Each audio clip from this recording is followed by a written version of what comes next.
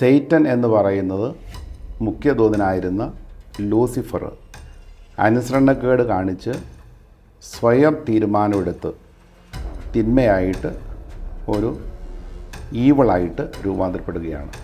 യഥാർത്ഥത്തിൽ എന്താണ് ഈ ഒരു ഭൂതോച്ചാടനം?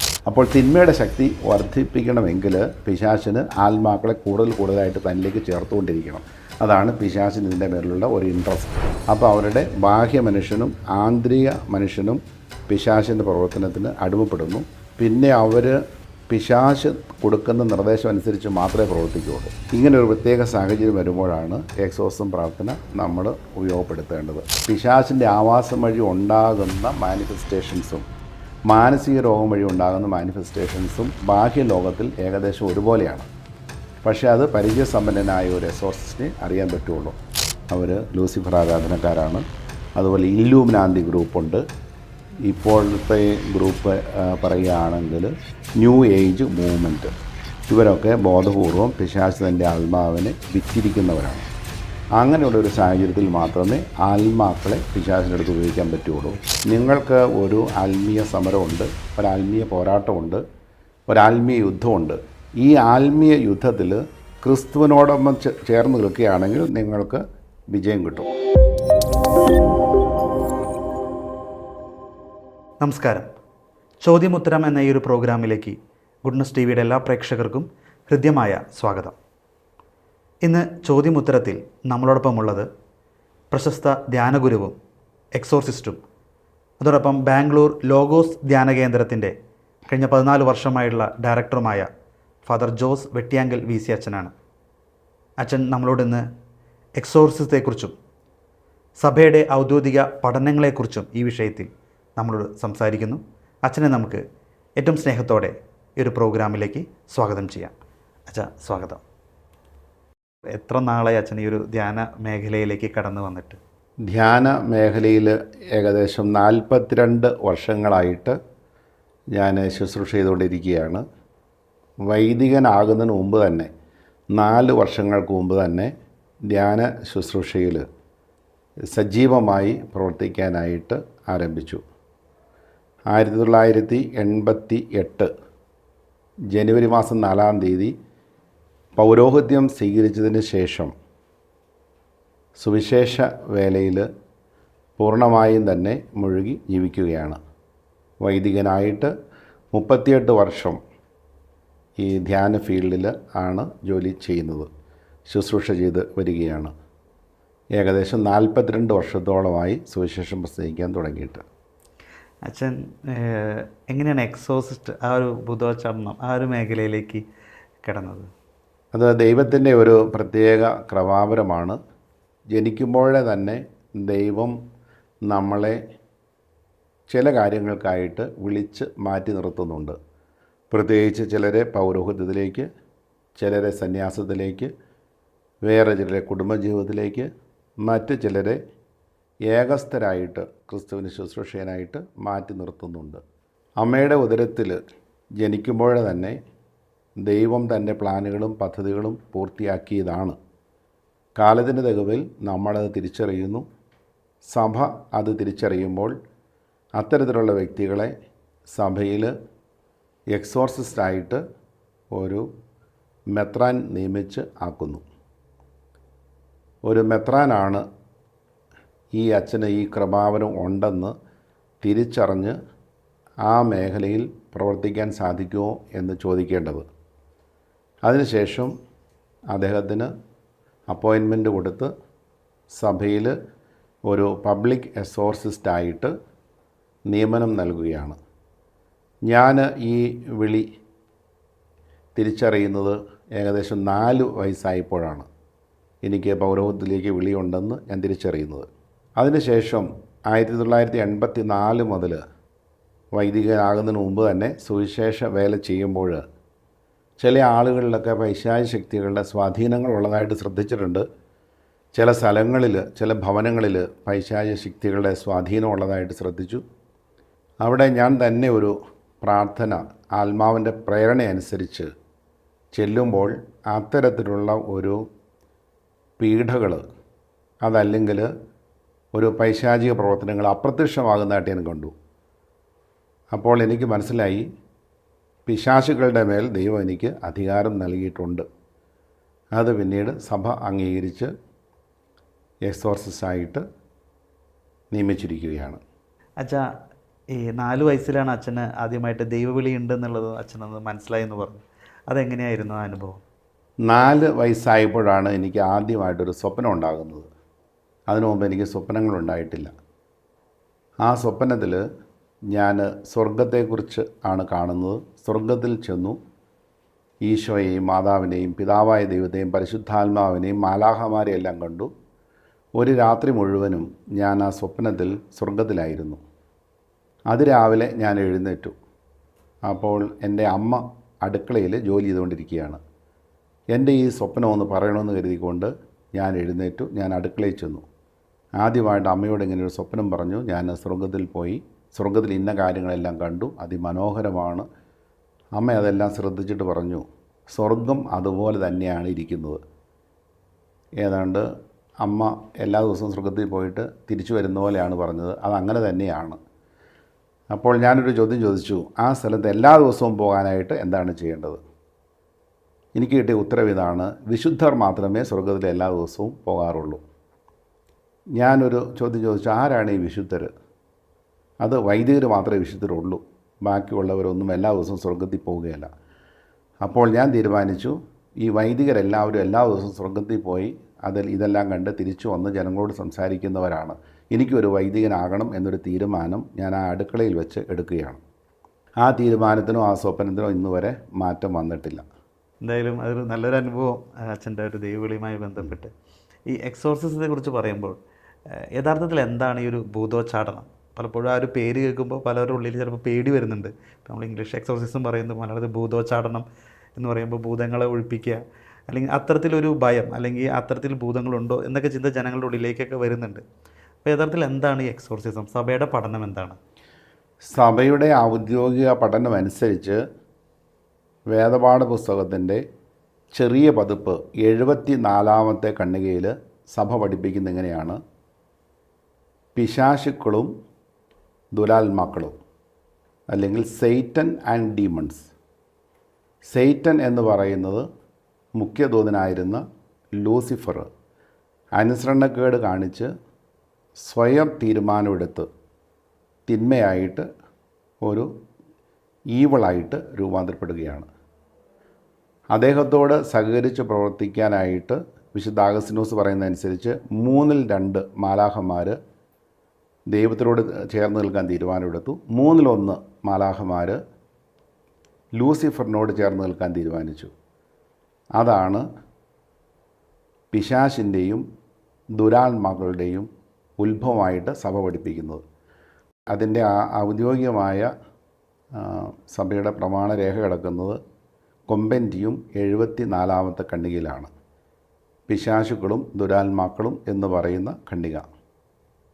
അവരുടെ മുഖ്യ പ്രവർത്തനം ദൈവത്തിൽ നിന്ന് മനുഷ്യരെ അകറ്റുക. അത് പ്രലോഭനത്തിലൂടെ ഒന്ന് പരിശ്രമിച്ചു നോക്കും. പ്രലോഭനം വിജയിച്ചില്ലെങ്കിൽ പീഡനങ്ങൾ ആരംഭിക്കും. അപ്പോൾ മനുഷ്യൻ മനസ്സ് മടുത്ത് ദൈവത്തെ ഉപേക്ഷിച്ച് പിശാചിൻ്റെ പക്ഷത്ത് ചേരാനും പിശാചിനെ ആരാധിക്കാനും തുടങ്ങിയേക്കാം. അതോടെ പിശാചിൻ്റെ ഉപദ്രവം അവസാനിക്കും. പക്ഷേ ആത്മനാശം സംഭവിച്ചിരിക്കും. ഈ ഭൂമിയിലെല്ലാം പിശാച് അവർക്ക് കൊടുക്കും. കാരണം നശിപ്പിക്കുവാനും കൊല്ലാനും വന്നിരിക്കുന്ന പിശാച് പിന്നെ അവരെ ഉപദ്രവിക്കുന്നില്ല. ഈ ലോകത്തിലെ ജീവിതം കഴിയുമ്പോൾ നരകത്തിൽ അവരെ കിട്ടുമല്ലോ. ഇപ്പോൾ പീഡിപ്പിച്ച് അവരെ നശിപ്പിക്കേണ്ട എന്ന് പിശാച് തീരുമാനിച്ച് വളരെയേറെ പ്രോത്സാഹനങ്ങൾ കൊടുത്ത് മുമ്പോട്ട് കൊണ്ടുപോകും. അപ്പോൾ സഭ പറയുന്നത് ഇങ്ങനെയാണ്: നിങ്ങൾക്ക് ഒരു ആത്മീയ സമരമുണ്ട്, ഒരാത്മീയ പോരാട്ടമുണ്ട്, ഒരാത്മീയ യുദ്ധമുണ്ട്. ഈ ആത്മീയ യുദ്ധത്തിൽ ക്രിസ്തുവിനോടൊപ്പം ചേർന്ന് നിൽക്കുകയാണെങ്കിൽ നിങ്ങൾക്ക് വിജയം കിട്ടും. അങ്ങനെ ഓരോ ദിവസവും നമുക്ക് വിജയം കിട്ടും. പൗലോസ് അപ്പോസ്തലൻ റോമാലേഖനം 8-37 പറയുന്നു, ഈ ലോകത്തിൽ നമ്മൾ ഒരു വിജയാളികളാണ്. We are conquerors in this world. Devil cannot conquer us. നമ്മൾ ഈശോയുടെ കൂടെ അല്ലെങ്കിൽ നമ്മളെ പിശാച് ചിലപ്പോൾ കോൺകർ ചെയ്യാം, നമ്മളെ അധീനപ്പെടുത്താം. അപ്പോൾ സഭ പഠിപ്പിക്കുന്നത് ഇങ്ങനെയാണ്: ഈ ദുരാത്മാക്കൾ ദൈവം സൃഷ്ടിച്ചതല്ല, അവരുടെ തന്നെ സ്വയമായ ഒരു തീരുമാനത്താൽ പിശാചുക്കളാകാൻ അവർ തീരുമാനിച്ചു. ആ തീരുമാനം ഇറിവോക്കബിളാണ്. തിരിച്ചെടുക്കാനാവാത്തവണ്ണം അവർ തന്നെ ഒരു തീരുമാനമെടുത്തു. അപ്പോൾ അവർക്ക് വേണ്ടി ഒരു ഭാഗം അല്ലെങ്കിൽ ഒരു പ്രദേശം ദൈവം തിരിച്ചു കൊടുത്തു. അതിനെയാണ് നരകം എന്ന് പറയുന്നത്. അത് നരകമായിട്ടല്ല ദൈവം സൃഷ്ടിച്ചത്. ദൈവം സൃഷ്ടിച്ച ആത്മീയ ലോകത്തിൻ്റെ ഒരു ഭാഗം പിശാചുക്കൾക്കായിട്ട് വേർതിരിച്ചപ്പോൾ അത് നരകമായിട്ട് മാറി. അവിടെ ദൈവത്തിൻ്റെ നന്മകളൊന്നും പ്രവർത്തിക്കാനില്ലാത്തതുകൊണ്ട് അത് അന്ധകാരത്തിൻ്റെയും ഒരു പീഡനത്തിൻ്റെയും സ്ഥലമായിട്ട് സ്വയമായിട്ട് രൂപാന്തരപ്പെട്ടു. ഇനി ഈ പിശാചുക്കളോ അല്ലെങ്കിൽ പിശാചോ ഒരിക്കലും മാനസാന്തരപ്പെട്ട് ദൈവത്തിലേക്ക് വരികയില്ല. ദൈവത്തിൽ നിന്ന് മനുഷ്യരെ ഓരോരുത്തരായിട്ട് എടുത്ത് അവരുടെ ശക്തി വർദ്ധിപ്പിക്കാനായിട്ട് പിശാചുക്കൾ ആഗ്രഹിക്കുന്നു. ദൈവത്തിന് പ്രത്യേകിച്ച് ശക്തി വർദ്ധിപ്പിക്കേണ്ട ആവശ്യമൊന്നുമില്ല. ദൈവം അതിശക്തനാണ്. ഏറ്റവും ശക്തി അല്ലെങ്കിൽ പരമോന്നതമായ ശക്തി ദൈവത്തിൽ ഉൾച്ചേർന്നിട്ടുണ്ട്. എന്നാൽ പിശാചുകൾക്ക് പരിമിതമായ ശക്തിയേ ഉള്ളൂ. പക്ഷേ ഒരു മനുഷ്യാത്മാവിനെ കൂടി കിട്ടുകയാണെങ്കിൽ പിശാചിന് അല്പം കൂടി ഒരു പവർ കിട്ടും. അതായത് ഒരു ആത്മാവിനെ കൂടി കിട്ടിക്കഴിയുമ്പോൾ പിശാചിൻ്റെ ആത്മശക്തി കുറച്ചുകൂടി വളരുന്നു. പക്ഷേ അതിനെ ദുരാത്മാവായിട്ട് കിട്ടിയാലേ പിശാചിന് ശക്തി വർദ്ധിക്കുകയുള്ളൂ. ഒരു നല്ല ആത്മാവിനെ പിശാചിന് കിട്ടിയിട്ട് കാര്യമില്ല, അവൻ്റെ ശക്തി വർദ്ധിക്കുകയില്ല. അപ്പോൾ തിന്മയുടെ ശക്തി വർദ്ധിപ്പിക്കണമെങ്കിൽ പിശാചിന് ആത്മാക്കളെ കൂടുതലായിട്ട് തന്നിലേക്ക് ചേർത്തുകൊണ്ടിരിക്കണം. അതാണ് പിശാചിന് ഇതിൻ്റെ മേലുള്ള ഒരു ഇൻട്രസ്റ്റ്. അപ്പോൾ എക്സോർസിസം എന്ന് പറയുമ്പോൾ ഇത്തരത്തിൽ ഒരു വ്യക്തിയുടെ ഉള്ളിൽ കയറുന്ന ആത്മാക്കളെ നമ്മൾ ഒഴിവാക്കും. അതായത് സഭയുടെ ഔദ്യോഗിക പ്രബോധനം അനുസരിച്ച് പിശാചുക്കൾക്ക് 4 പ്രവർത്തനങ്ങളാണ് ഉള്ളത്. ഒന്ന് സബ്ജക്ഷൻ. ജോബിൻ്റെ പുസ്തകത്തിലൊക്കെ പറയുന്നത് പോലെ പിശാച് നേരെ വന്ന് ഒരാളെ സബ്ജക്റ്റ് ചെയ്യുകയാണ്. ഒരു രാജാവ് വന്ന് വേറൊരു രാജ്യത്തെ ആക്രമിച്ച് കീഴടക്കുന്നത് പോലെ നമ്മുടെ സമ്മതം കൂടാതെ നമ്മളെ വന്ന് സബ്ജക്റ്റ് ചെയ്യുകയാണ്, കീഴടക്കുകയാണ്. അങ്ങനെ വരുമ്പോൾ ഒത്തിരിയേറെ പ്രശ്നങ്ങൾ, പ്രതിസന്ധികൾ അവരുടെ ജീവിതത്തിലുണ്ടാകാം. ജോബാണ് അതിൻ്റെ ഏറ്റവും നല്ല ഉദാഹരണമായിട്ട് ബൈബിളിൽ പറഞ്ഞിരിക്കുന്നത്. രണ്ടാമത് ഒരു ഒബ്സഷനാണ്. പിശാച് ഒബ്സഷൻ കൊണ്ടുവരും. നമ്മുടെ മനസ്സിൽ ചില കാര്യങ്ങൾ ചെയ്യണമെന്ന് ഇങ്ങനെ എപ്പോഴും വന്നുകൊണ്ടിരിക്കും. അത് തിന്മയുടെ പ്രവൃത്തി ആയിരിക്കുകയും ചെയ്യും. പക്ഷേ അതിൽ നിന്ന് വിട്ടു നിൽക്കാൻ പറ്റുകയില്ല. അതിനെയാണ് സഭ പറയുന്നത് ഒബ്സഷൻ. മൂന്നാമതായിട്ട് പിശാചിൻ്റെ പ്രവൃത്തിയെക്കുറിച്ച് പറയുന്നത് ഇൻഫെസ്റ്റേഷനാണ്. ഒരു വസ്തുവോ വ്യക്തിയോ പ്രസ്ഥാനമോ ഒക്കെ ഈ പിശാചിൻ്റെ ഇൻഫെസ്റ്റേഷനിൽ വരാം. പിശാച് ആവസിച്ച് അതിനെ അധീനപ്പെടുത്തി ഭരിച്ചുകൊണ്ടിരിക്കുന്നു. ആ ഒരു പ്രവൃത്തിയിൽ മനുഷ്യന് വിടുതൽ കിട്ടണം. അതിനായിട്ട് സഭ ആവശ്യപ്പെടുമ്പോൾ അല്ലെങ്കിൽ മനുഷ്യർ ആവശ്യപ്പെടുമ്പോൾ സഭ ഒരു പ്രാർത്ഥന ചെയ്യുന്നു. ആ പ്രാർത്ഥനയ്ക്കാണ് എക്സോർസിസം പ്രാർത്ഥന എന്ന് പറയുന്നത്. അതൊരു വ്യക്തിയെ വേണമെങ്കിൽ ഇതുപോലെ പൊസസ് ചെയ്യാം, സബ്ജക്റ്റ് ചെയ്യാം, ഇൻഫെസ്റ്റേറ്റ് ചെയ്യാം. നാലാമത്തെ പ്രവൃത്തിയായിട്ട് പിശാചിൻ്റെ പ്രവൃത്തിയായിട്ട് പറയുന്നത് പൊസഷനാണ്. അപ്പോൾ അവരുടെ ബാഹ്യ മനുഷ്യനും ആന്തരിക മനുഷ്യനും പിശാചിൻ്റെ പ്രവർത്തനത്തിന് അടിമപ്പെടുന്നു. പിന്നെ അവർ പിശാച് കൊടുക്കുന്ന നിർദ്ദേശം അനുസരിച്ച് മാത്രമേ പ്രവർത്തിക്കുകയുള്ളൂ. ഇങ്ങനെ ഒരു പ്രത്യേക സാഹചര്യം വരുമ്പോഴാണ് എക്സോർസിസം പ്രാർത്ഥന നമ്മൾ ഉപയോഗപ്പെടുത്തേണ്ടത്. ഭൂതോച്ചാടനം ഉപകാരപ്പെട്ട് വരുന്നത്. അത്തരത്തിൽ ഈ ഒരു അദൃശ്യ ശക്തികൾ എന്ന് പറയുന്നത് അപ്പോൾ പിശാചുക്കൾ അല്ലെങ്കിൽ ദുരാത്മാക്കൾ നമ്മുടെ ഇടയിൽ ഉണ്ടാവും അല്ലെങ്കിൽ വരുന്നത് മനുഷ്യനെ, അല്ലാണ്ട് ഈ പ്രേതം അങ്ങനെയുള്ള കാര്യങ്ങളോ അല്ലെങ്കിൽ മരിച്ചുപോയ ആത്മാക്കൾ വരുന്നു അല്ലെങ്കിൽ അവർ കൂടുന്നു ചില വ്യക്തികളിൽ അത്തരത്തിലൊക്കെ പറയുന്നു. മനുഷ്യ ആത്മാക്കൾ ഒരിക്കലും പ്രേതങ്ങളായിട്ട് വരികയോ പിശാചുക്കളായിട്ട് വരികയോ ചെയ്യില്ല. ഒന്നുകിൽ അവർ നരകത്തിൽ, അല്ലെങ്കിൽ ശുദ്ധീകരണ സ്ഥലത്തിൽ, അല്ലെങ്കിൽ സ്വർഗത്തിൽ. ഇത്തരത്തിലുള്ള ആത്മാക്കൾക്ക് ഒരിക്കലും വന്ന് ഒരു മനുഷ്യനെ ആവസിക്കാൻ സാധ്യമല്ല. കാരണം അവർ മൂന്നിൽ ഏതെങ്കിലും ഒരു സ്ഥലത്ത് ആയിരിക്കും. അവിടെ നിന്ന് അവർ വന്ന് ഒരു മനുഷ്യനിൽ ആവസിക്കുക അസാധ്യമാണ്. പക്ഷേ ഈ മനുഷ്യൻ്റെ സ്വരത്തിലും മനുഷ്യൻ്റെ സ്വഭാവത്തിലും ഒക്കെ ചില ആളുകളിൽ ആവസിച്ചിട്ട് ആ മനുഷ്യൻ സംസാരിക്കുന്ന പോലെ, ആ മനുഷ്യൻ പ്രവർത്തിക്കുന്ന പോലെയൊക്കെ പ്രവർത്തിക്കുന്നുണ്ട്. അതിന് വേണമെങ്കിൽ നമുക്ക് പറയാൻ പറ്റുന്നതാണ് നെക്രോമസി. 1 സാമുവൽ 28-ാം അധ്യായത്തിൻ്റെ 16-ാമത്തെ വചനത്തിൽ സാവൂൾ പോയിട്ട് ഒരു മന്ത്രവാദിനിയായ സ്ത്രീയെ കണ്ടിട്ട് പറയുന്നുണ്ട്, സാമുവലിനെ വിളിച്ചു വരുത്തണം. അപ്പോൾ ഒരു മന്ത്രവാദി വിളിക്കുമ്പോൾ സാമുവൽ വരാൻ തക്കവണ്ണം അത്ര അധപതനം ഈ സാമുവലിന് സംഭവിച്ചിട്ടില്ല. പക്ഷെ ആരാണ് അവിടെ വന്നത്? സാമുവലിൻ്റെ ഫാക്കൽറ്റീസ് എല്ലാം ഉള്ള, അതായത് കഴിവുകളും സ്വഭാവവും സ്വരവും ഉള്ള ഒരു പിശാചാണ് വന്നിരിക്കുന്നത്. ആ പിശാച് വന്നത് സാമുവലിൻ്റെ രൂപത്തിലാണ്. അതിനുശേഷം കുറേ വെളിപ്പെടുത്തലുകളൊക്കെ കൊടുക്കുന്നുണ്ട്. ആ ഒരു അവസ്ഥ ഇന്നും ഈ ലോകത്തിലുണ്ട്. അതായത് മനുഷ്യനെ പോലെ തന്നെ വരുന്നു, മനുഷ്യ ആത്മാവിനെ പോലെ വരുന്നു. ആ മനുഷ്യനെ പോലെ തന്നെ ഈ മനുഷ്യൻ അല്ലെങ്കിൽ പൊസസ് ആയിട്ടുള്ള ആളുകൾ പിശാച് ആവശ്യിച്ച ആൾ സംസാരിക്കാനായിട്ട് തുടങ്ങുന്നു. പക്ഷേ അത് ആ മനുഷ്യൻ്റെ ആത്മാവല്ല. ആ മനുഷ്യൻ്റെ രീതികളെയും പ്രവൃത്തികളെയും അദ്ദേഹത്തിൻ്റെ കഴിവുകളെയൊക്കെ ഒരു പിശാച് ആവശ്യിച്ചെടുത്തിട്ട് ഒരു പിശാചാണ് വരുന്നത്. അതാണ് ഈ മനുഷ്യനിൽ പ്രവേശിക്കുന്നത്. ഒരിക്കലും ഒരു മനുഷ്യ ആത്മാവ് വേറെ ആത്മാവിൽ പ്രവേശിക്കാനുള്ള സാധ്യത ഇല്ല. സഭ അങ്ങനെ ഒരിക്കലും പഠിപ്പിക്കുന്നുമില്ല. ദുരാത്മാവ് ഒരു വ്യക്തിയിൽ കയറുന്നു എന്ന് പറയുന്നു. ഒരുപക്ഷെ നമ്മളിപ്പോൾ പഠനങ്ങൾ സഭയുടെ എല്ലാം പലപ്പോഴും പറയുന്നു, ദൈവം മനുഷ്യൻ പിശാചും ഒരു അരൂപിയായിട്ട് എല്ലായിടത്തും ഉണ്ട്, മനുഷ്യരുടെ ഇടയിലുണ്ട് മനുഷ്യനെ. അപ്പോൾ അത്തരത്തിൽ എല്ലാവരുടെ ഉള്ളിലേക്കും പിശാച് കയറുന്നുണ്ടോ, അതോ എങ്ങനെയാണ് നമ്മൾ ഈ ദുരാത്മാവ് ഒരു വ്യക്തിയെ കീഴ്പ്പെടുത്തിയിരിക്കുന്നു എന്ന് തിരിച്ചറിയാൻ സാധിക്കുന്നത്? ഏതൊരു വ്യക്തിയിലും പിശാചിന് പ്രവേശിക്കാനുള്ള സാധ്യതയുണ്ട്. ആദ്യത്തിൻ്റെ പാപം മൂലം പിശാചിന് ഒരു പ്രവർത്തന സ്വാതന്ത്ര്യം മനുഷ്യർ കൊടുത്തിട്ടുണ്ട്. ആ സ്വാതന്ത്ര്യം ഇന്നുവരെ ക്യാൻസലായിട്ടില്ല. ഈശോ മിശിഹാ കുരിശിൽ മരിച്ചു കഴിഞ്ഞപ്പോൾ പിശാചിനെ പരാജയപ്പെടുത്തി പിശാചിനെ കൊന്നില്ല. കൊളോസ്യ ലേഖനത്തിൻ്റെ 2-ാം അധ്യായത്തിൻ്റെ 15-ാം വചനം, അവൻ കുരിശിൽ മരിച്ചപ്പോൾ പിശാചിനെ പരാജയപ്പെടുത്തി, പക്ഷേ പിശാചിനെ കൊന്നില്ല. സഭ ഔദ്യോഗികമായിട്ട് പഠിപ്പിക്കുന്നത് പിശാചിൻ്റെ ഈ ഒരു ചെറിയ അവകാശം ഇപ്പോഴും റീട്രെയിൻ ചെയ്യപ്പെട്ടിട്ടുണ്ട്, ഇപ്പോഴും അവശേഷിക്കുന്നുണ്ട്. ആ അവശേഷിക്കുന്ന അവകാശം ഉപയോഗിച്ചുകൊണ്ടാണ് പിശാച് മനുഷ്യനെ കീഴടക്കാനായിട്ട് പരിശ്രമിക്കുന്നത്. അതിന് വേദപാഠ പുസ്തകത്തിൻ്റെ 407-ാമത്തെ ഖണ്ഡികയിൽ പറയുന്നുണ്ട്, പിശാചിൻ്റെ ശക്തി പിശാചിന് വേണമെങ്കിൽ ഒരു മനുഷ്യനിൽ ഉപയോഗപ്പെടുത്താം. അത് ദൈവം അനുവദിച്ചിരിക്കുന്നതാണ്. പക്ഷെ നമ്മൾ ദൈവത്തോട് ചോദിക്കുമ്പോൾ ദൈവത്തിന് അത് ക്യാൻസൽ ചെയ്ത് കളയാം. മാമോസ സ്വീകരിച്ചാലും ചില കാര്യങ്ങൾ നമ്മിൽ പിശാചിന് ചെയ്യാനായിട്ട് സാധിക്കും. പൂർണ്ണമായിട്ടും നമുക്ക് വിടുതൽ കിട്ടിയിട്ടില്ല. ഉത്ഭവഭാവത്തിൽ നിന്ന് പൂർണ്ണമായിട്ടും മോചനം കിട്ടിയിട്ടുണ്ടെങ്കിലും പിശാചിൻ്റെ പ്രവൃത്തിയിൽ നിന്ന് ശരീരം മോചനം പ്രാപിച്ചിട്ടില്ല. അത് യേശുവിൻ്റെ 2ാമത്തെ വരവിൽ ഒരു ഫൈനൽ ആയിട്ടുള്ള ഒരു വിജയമുണ്ട് യേശുവിന്. ആ സമയത്ത് മാത്രമേ പിശാചിന് ശക്തി പൂർണ്ണമായിട്ടും മനുഷ്യരിൽ നിന്ന് ഒഴിവാക്കപ്പെടുകയുള്ളൂ. അതുവരെയും നമുക്ക് അതിൻ്റെ മേൽ വിക്ടറിയാണ് കിട്ടുന്നത്, അതിൻ്റെ മേൽ ഒരു വിജയം കിട്ടും. ഇനി പിശാച് ആവശ്യിച്ചോ ഇല്ലയോ എന്ന് നമ്മൾ അറിയുന്നത് അവരുടെ പ്രവർത്തന ശൈലി കണ്ടിട്ടാണ്. ഈ പ്രവർത്തന ശൈലി തിരിച്ചറിയാനായിട്ട് നമുക്ക് ഒത്തിരിയേറെ വിവേചനാശക്തി വേണം, പ്രാർത്ഥന വേണം, ഒരുക്കം വേണം, പരിശുദ്ധാത്മാവിൻ്റെ നിർദ്ദേശം വേണം.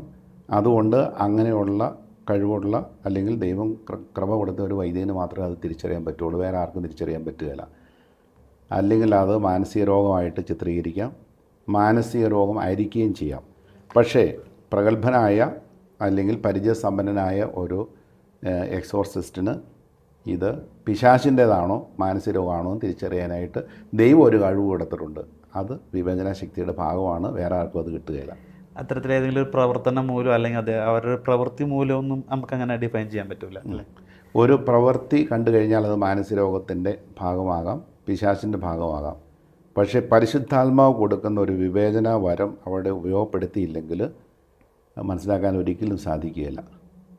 അങ്ങനെ മനസ്സിലാക്കാനായിട്ട് ഈ എക്സോർസിസ്റ്റ് ഉപയോഗിക്കുന്ന ചില രീതികളാണ്, ഇവരറിയാതെ തന്നെ ഒരു ക്രൂശിത രൂപം കൊണ്ട് പുറകിൽ വയ്ക്കുകയോ അവർ കാണാതെ എവിടെയെങ്കിലും വയ്ക്കുകയോ ചെയ്യുന്നു. അപ്പോൾ ഇവർക്ക് അസ്വസ്ഥത ഉണ്ടാകുകയാണെങ്കിൽ അവരിലൊരു തിന്മയുടെ പ്രവൃത്തിയുണ്ട്. അതല്ലെങ്കിൽ ഇവർ ഈ ചെയ്യുന്ന രീതികളുടെ ചില പ്രത്യേകതകൾ കണ്ടു കഴിഞ്ഞാൽ അറിയാം ഇത് മാനസികമാണോ അല്ലെങ്കിൽ പൈശാചികമാണോ എന്നറിയാൻ പറ്റും. അതിനൊരു പ്രത്യേക മാനദണ്ഡങ്ങളൊന്നുമില്ല. കാരണം പിശാചിൻ്റെ ആവാസം വഴി ഉണ്ടാകുന്ന മാനിഫെസ്റ്റേഷൻസും മാനസിക രോഗം വഴി ഉണ്ടാകുന്ന മാനിഫെസ്റ്റേഷൻസും ബാഹ്യലോകത്തിൽ ഏകദേശം ഒരുപോലെയാണ്. പക്ഷേ അത് പരിചയസമ്പന്നനായ ഒരു എക്സോർസിസ്റ്റിനെ അറിയാൻ പറ്റുള്ളൂ. ഇനി അദ്ദേഹം ട്രെയിൻ ചെയ്ത് കൊണ്ടുവരുന്ന ശിഷ്യന്മാർക്കും ഇത് മനസ്സിലാക്കാനായിട്ട് പറ്റും. അതുകൊണ്ടാണ് എക്സോർസിസ്റ്റിന് ട്രെയിനിങ് ആവശ്യം ഉണ്ട്. നമ്മൾ ഒരാളെ അല്ലെങ്കിൽ ഒരു വൈദികനെ ഇത് പഠിപ്പിച്ച് എടുക്കണം. കാരണം ഇങ്ങനെയുള്ള കാര്യങ്ങളൊന്നും നമുക്ക് ഒരിക്കലും വായിച്ചെടുക്കാവുന്നതോ പഠനത്തിൻ്റെ ഭാഗമായിട്ടോ കിട്ടുന്നതല്ല. അത് ആ പരിശുദ്ധാത്മാവ് നൽകുന്നതും പരിചയത്തിൽ നിന്ന് കിട്ടുന്നതും ആണ്. അങ്ങനെ കുറച്ച് നാളുകൾ ഒരു എക്സോർസിസ്റ്റിൻ്റെ കൂട്ടത്തിൽ ജോലി ചെയ്ത് കഴിയുമ്പോൾ വേറൊരു വൈദികനും ഈ ക്രവ തിരിച്ചറിയാനായിട്ട് സാധിക്കുന്നു. അങ്ങനെ ഈ ക്രവ ഉണ്ടെങ്കിൽ മാത്രമേ ഈ ട്രെയിനിങ്ങിലേക്ക് അവരെ വിളിക്കുകയുള്ളൂ. ഒരു വ്യക്തിയെ പൂർണ്ണമായിട്ടും പിശാച് അവൻ്റേതാക്കി മാറ്റുമ്പോഴാണോ ഈ ഒരു ദുരാത്മാവ് കയറിയ ഒരു വ്യക്തി എന്ന രീതിയിലേക്ക് മാറുന്നത്? പൗലോസ്ലീഹ പറയുന്നുണ്ടല്ലോ, രണ്ട് മനുഷ്യനുണ്ട് തമ്മിൽ, ബാഹ്യ മനുഷ്യനും ആന്തരിക മനുഷ്യനും, ഔട്ടർ മാൻ ഇന്നർ മാൻ. 2 കൊറിന്തോസ് 4:16 വചനത്തിൽ ഈ ഔട്ടർ മാനിൽ മാത്രമേ പിശാചിന് സ്വാധീനം ചെലുത്താനായിട്ട് സാധിക്കുകയുള്ളൂ. അവിടെ നമുക്ക് 5 സെൻസസ്, നമ്മുടെ മെമ്മറി, വില്ല്, അതുപോലെ ശരീരം, ഇതെല്ലാം ഉണ്ട്. പക്ഷേ ആത്മാവിലേക്ക് പിശാചിന് നേരിട്ട് പ്രവേശിക്കാൻ സാധിക്കുകയില്ല. ആത്മാവിൽ സഭയുടെ പ്രബോധനം അനുസരിച്ച് ആത്മാവിലൊരു വില്ലുണ്ട്, അതുപോലെ ഒരു മെമ്മറി ഉണ്ട്, ഒരു അണ്ടർസ്റ്റാൻഡിംഗ് ഉണ്ട്. അതിൽ മെമ്മറി ഭാഗത്ത് ഈശോമിശിഹ വസിക്കുന്നു, ഹൃദയഭാഗത്ത് വില്ലിൻ്റെ ഭാഗത്ത് പിതാവായ ദൈവം വസിക്കുന്നു, അരൂപിയുടെ ഭാഗത്ത് ആത്മാവിൻ്റെ ഒരു അരൂപിയുണ്ട്, ഈ അരൂപിയിൽ പരിശുദ്ധാത്മാവ് പ്രവർത്തിക്കുന്നു. ഇവിടെ ഒരാത്മാവിൽ ദൈവത്തിൻ്റെ പൂർണ്ണമായ സാന്നിധ്യം ഉള്ളതുകൊണ്ട് ഒരാത്മാവിലേക്ക് പ്രവേശിക്കാനായിട്ട് പിശാചിന് അസാധ്യമാണ്. എന്നാൽ ഈ ബാഹ്യ മനുഷ്യൻ തൻ്റെ തീരുമാനമനുസരിച്ച് ഒരു തീരുമാനം എടുക്കുകയാണ്, അല്ലെങ്കിൽ ബുദ്ധി ഉപയോഗിച്ച് തീരുമാനം എടുക്കുന്നു, ഞാൻ എൻ്റെ ആത്മാവിനെ പിശാചിനായിട്ട് കൊടുക്കുന്നു, ഈ പിശാചിന് ഞാൻ നൽകുകയാണ് എന്ന് ബോധത്തോടു കൂടി ഒരാൾ തീരുമാനം എടുക്കുകയാണെങ്കിൽ അവരവരുടെ ആത്മാവിനെ പിശാചിന് വിറ്റു. അപ്പോൾ ഇവരുടെ ആത്മാവിനെ കൂടി ഈ പിശാചിന് പൊസസ് ചെയ്യാനായിട്ട് സാധിക്കും. അങ്ങനെയുള്ള ആളുകൾ ഫ്രീ മേസൺസ് ഉണ്ട്, അവർ ലൂസിഫർ ആരാധനക്കാരാണ്. അതുപോലെ ഇല്ലൂമിനാന്തി ഗ്രൂപ്പുണ്ട്. ഇപ്പോഴത്തെ ഗ്രൂപ്പ് പറയുകയാണെങ്കിൽ ന്യൂ ഏജ് മൂവ്മെൻറ്റ്. ഇവരൊക്കെ ബോധപൂർവം പിശാച് തൻ്റെ ആത്മാവിനെ വിറ്റിരിക്കുന്നവരാണ്. അങ്ങനെയുള്ളൊരു സാഹചര്യത്തിൽ മാത്രമേ ആത്മാക്കളെ പിശാചിനടുത്ത് ഉപയോഗിക്കാൻ പറ്റുകയുള്ളൂ. ഇല്ലെങ്കിൽ ബാഹ്യ മനുഷ്യനെ മാത്രമേ തൊടാനായിട്ടോ അല്ലെങ്കിൽ ആവസിക്കാനായിട്ടോ പറ്റുകയുള്ളൂ. ഈ ബാഹ്യ മനുഷ്യൻ്റെ പ്രവൃത്തികൾ പിശാചിനാൽ നയിക്കപ്പെട്ടുകൊണ്ട് മുമ്പോട്ട് പോകുമ്പോൾ ആന്തരിക മനുഷ്യനൊരു ആഗ്രഹമുണ്ട്, ഈ ബാഹ്യ മനുഷ്യനെ ഒന്ന് മോചിപ്പിച്ചെടുക്കണം. അവരുടെ ഉള്ളിൽ ആഗ്രഹമുണ്ട്, ഇങ്ങനെ ചെയ്യരുത്, പിശാചിനടിമയായി പോകരുത്. പക്ഷേ അവർക്ക് അതിൽ നിന്ന് മോചനമില്ല. അങ്ങനെ ഒരു സാഹചര്യത്തിൽ ഇവർ ആവശ്യപ്പെടുന്നു, അല്ലെങ്കിൽ അവരുടെ ബന്ധപ്പെട്ടവർ ആവശ്യപ്പെടുമ്പോൾ മാത്രമേ എക്സോസും പ്രാർത്ഥന ചെയ്യുകയുള്ളൂ. അവരുടെ ഒരു സമ്മതം, അല്ലെങ്കിൽ ഒരു സമ്മതപത്രം നമ്മൾ എഴുതി വാങ്ങിക്കും. അവരുടെ മാതാപിതാക്കന്മാരുടെയോ ബന്ധപ്പെട്ട ആളുകളുടെയോ വേണ്ടപ്പെട്ടവരുടെയോ ഒരു സമ്മതപത്രം കിട്ടും. അല്ലെങ്കിൽ ഇവർ തന്നെ ആവശ്യപ്പെടും, എൻ്റെ പ്രവൃത്തി ഇങ്ങനെയാണ്, എനിക്ക് എന്നെ തന്നെ നിയന്ത്രിക്കാനായിട്ട് പറ്റുന്നില്ല, ഞാൻ അമിതമായിട്ട് കുടിക്കുന്നു, അമിതമായിട്ട് വ്യഭിചാര ചിന്തകളിലേക്ക് പോകുന്നു, വ്യഭിചാരം ചെയ്യുന്നു, അല്ലെങ്കിൽ എനിക്ക് ഇന്ന കാര്യങ്ങളൊക്കെ ചെയ്യാനായിട്ട് തോന്നുകയാണ്, എനിക്കതിൽ നിന്ന് മോചനമില്ല. അപ്പോൾ അതൊരു ഒബ്സഷനായി, അല്ലെങ്കിൽ അതൊരു പൊസഷനായി. പൊസഷൻ വരുമ്പോൾ ബാഹ്യ മനുഷ്യനെ മാത്രമേ പൊസസ് ചെയ്യാൻ പറ്റുള്ളൂ, ആന്തരിക മനുഷ്യനെ പൊസസ് ചെയ്യാൻ പറ്റുകയില്ല. എന്നാൽ ആന്തരിക മനുഷ്യനെ ബാഹ്യ മനുഷ്യൻ വിറ്റ് കളഞ്ഞു കഴിഞ്ഞാൽ അവിടെയും പിശാചിന് കയറി പ്രവർത്തിക്കാനായിട്ട് സാധിക്കും. അവരെ മോചിപ്പിക്കാൻ നമുക്ക് കൂടുതൽ പ്രാർത്ഥനകളും കൂടുതൽ പ്രാവശ്യം എക്സോസും പ്രാർത്ഥനയും ചെയ്യേണ്ടതായിട്ട് വരും. ബാഹ്യ മനുഷ്യനിൽ മാത്രമേ ആവാസമുള്ളൂ എങ്കിൽ വളരെ എളുപ്പം നമുക്ക് അവരെ മോചിപ്പിക്കാനായിട്ട് സാധിക്കും. ഇത്തരത്തിൽ ആന്തരിക മനുഷ്യനിലേക്ക് ഈ ഒരു പിശാച് കയറുമ്പോൾ അവിടെ പിന്നെ ദൈവത്തിൻ്റെ ആ ഒരു സാന്നിധ്യം നഷ്ടപ്പെടുകയാണ് പൂർണ്ണമായും. ദൈവത്തിൻ്റെ പൂർണ്ണമായ സാന്നിധ്യം ആത്മാവിൽ നിന്ന് നഷ്ടപ്പെടുന്നില്ല. പക്ഷേ ആ ഒരു ഫാക്കൽറ്റി, ആത്മാവിൻ്റെ ഫാക്കൽറ്റികളോടുകൂടി പിശാച് ആ ഫാക്കൽറ്റികളെ പിശാചെടുത്ത് ഉപയോഗിക്കാനായിട്ട് തുടങ്ങും. പക്ഷേ ഒരു എക്സോസും പ്രാർത്ഥന കഴിഞ്ഞു കഴിഞ്ഞാൽ അവർക്ക് വിടുതൽ കിട്ടുമ്പോൾ അവർക്ക് പഴയ സ്ഥിതിയിലേക്ക് വരാനായിട്ട് സാധിക്കും. പൂർണ്ണമായിട്ടും ദൈവം ഒരു മനുഷ്യനിൽ നിന്ന് പിൻവാങ്ങി പോകുന്നില്ല, പക്ഷേ ദൈവിക പ്രവൃത്തികൾ നിർവീര്യമാക്കപ്പെടുകയാണ്. അതുകൊണ്ട് പൗലോസ് അപ്പോസ്തലൻ പറയുന്നു, നിങ്ങൾ റോമ ലേഖനത്തിൽ 8-ാം അധ്യായത്തിൻ്റെ 13-ാം വചനം, ആന്തരിക മനുഷ്യൻ ബാഹ്യ മനുഷ്യനെ കീഴടക്കുകയാണെങ്കിൽ നിങ്ങൾക്ക് ജീവിക്കാം, നിങ്ങളുടെ ജീവനുണ്ട്. ബാഹ്യ മനുഷ്യൻ ആത്മാവിനെ നയിക്കരുത്. ആത്മാവിനാൽ നയിക്കപ്പെടുകയാണെങ്കിൽ ബാഹ്യ മനുഷ്യനെ നിങ്ങൾ നിയന്ത്രിക്കുകയാണെങ്കിൽ നിങ്ങൾ യഥാർത്ഥത്തിൽ ജീവിക്കുന്നവരാണ്, അല്ലെങ്കിൽ നിങ്ങൾ മരണപ്പെട്ടവരാണ്, പിശാചിന് അടിമപ്പെട്ടവരാണ്.